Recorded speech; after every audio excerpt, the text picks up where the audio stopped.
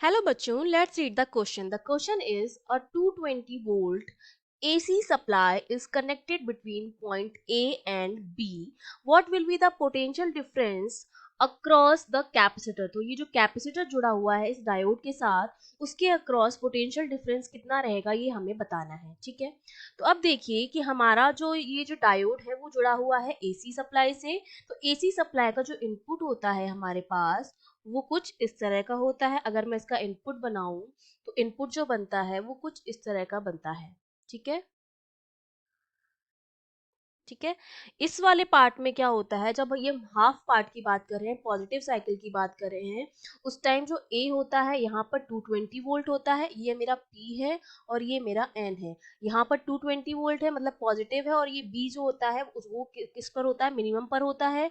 तो ये मेरा स्टार्टिंग में क्या होता है, फॉरवर्ड वाइज में होता है। ठीक है, ये वाला जो साइकिल होता है वो फॉरवर्ड वाइज में होता है। और जब हम यहाँ आते हैं इस सेक्शन पर तो क्या हो जाता है कि मेरा जो एन हो जाता है वो पॉजिटिव से जुड़ जाता है, और पी यहाँ पर पोटेंशियल उस टाइम पर क्या हो जाता है, नेगेटिव हो जाता है, क्योंकि ये नेगेटिव में जा रहा है। तो यहाँ पर पोटेंशियल नेगेटिव में हो जाता है उस टाइम पर। तो नेगेटिव में होते ही यहाँ पर क्या हो जाता है, जो नीचे वाला साइकिल है वो किस में हो जाता है, रिवर्स में हो जाता है। जब ये फॉरवर्ड में होता है तब तो इसके अक्रॉस ये जो हमारे पास जुड़ा हुआ है कैपेसिटर, उसके अक्रॉस पोटेंशियल जो आता है वो आता है। लेकिन जब ये रिवर्स में होता है तब इसके अक्रॉस किसी भी तरह का कोई पोटेंशियल नहीं आता है। तो हमें जो आउटपुट मिलता है इससे इसके बाद कैपेसिटर के बाद हमें जो आउटपुट मिलता है वो केवल जो फॉरवर्ड वाइज में जब जुड़ा हुआ होता है तब का ही मिलता है, रिवर्स में नहीं मिलता है। मतलब केवल और केवल पॉजिटिव पार्ट ही मिलता है। ठीक है, कैपेसिटर तो ये बेसिकली बिहेव करता है हाफ वेव रेक्टिफायर की तरह।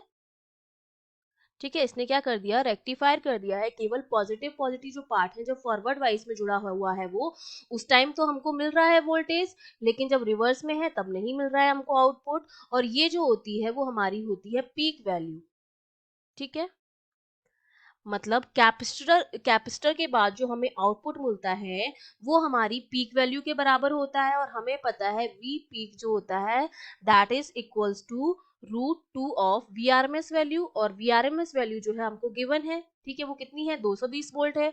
तो कैपेसिटर के लिए जो पोटेंशियल डिफरेंस हो जाएगा जो वी पीक के बराबर होगा वो कितना आ जाएगा, 220 √2 वोल्ट के बराबर आ जाएगा। और यही हमको क्या करना था, कैलकुलेट करना था। लेकिन जो फ्रीक्वेंसी होगी वो सेम होती है, क्योंकि जो इनपुट आरएमएस वैल्यू है वो स्टिल 220 वोल्ट है, दोनों के लिए ही क्या है, 220 वोल्ट है। तो जो पीक वैल्यू होगी वो हमारी क्या होगी, 220 वोल्ट हो जाएगी। मतलब हमारा जो कैपेसिटर होगा वो कहाँ तक चार्ज होगा, to a voltage of 200 √2 volt. और यही हमको कैलकुलेट करना था। That means option D is the correct answer. Okay, I hope you understood well. All the best.